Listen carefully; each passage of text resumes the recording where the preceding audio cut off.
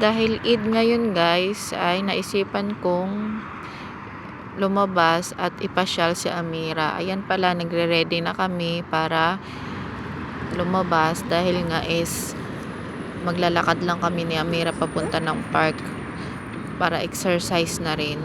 At naisipan nga pala namin bumili ng broasted, pero hindi ko na na-videohan dahil nga mahirap pag may tulak-tulak ka tapos magbibideo ka.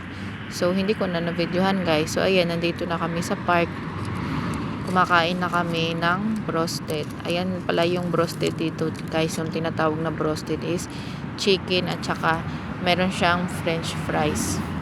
Ayan guys, so habang kumakain kami ni Amira, merong pusang lumapit sa amin dahil gusto din niyang makikain siguro. So binigyan naman namin siya ng pagkain, kaso hindi naman nakain pala siya ng buto.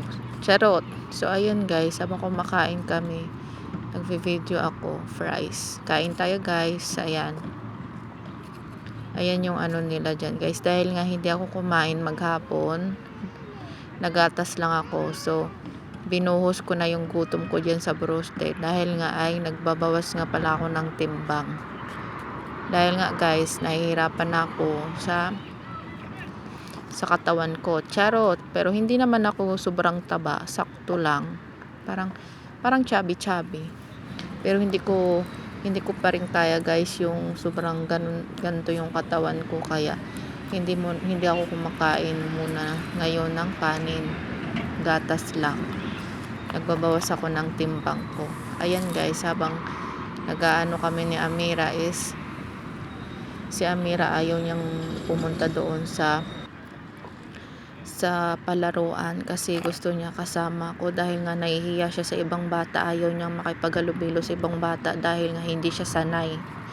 So ayun guys, sinusundan niya yung pusa, pinupuntahan niya dahil nga is akala niya makikipaglaro. Hindi naman niya katulad sa pusa namin dun sa bahay na mailap siya, malapit siya sa amin. So ayan, binibidyohan ko si Amira doon. Naaawa ko sa kanya dahil nga is mag-isa lang siya naglalaro guys. Iniwanan na siya ng mga kalaro niya dahil hindi naman sila nagkakaintindihan kasi nga si Amira hindi nakakaintindi ng Arabic. So ayun, hiniyaya ko si Amira doon sa may lupa para maglaro na lang siya mag-isa dahil naaawa ko sa kanya guys. Hindi siya nakikipaghalubilo sa ibang bata dahil nga nahihiya siya, tsaka parang natatakot siya makipaglaro.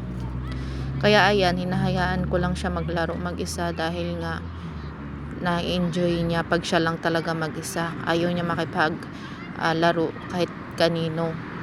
So ayan, hinahayaan ko lang siya.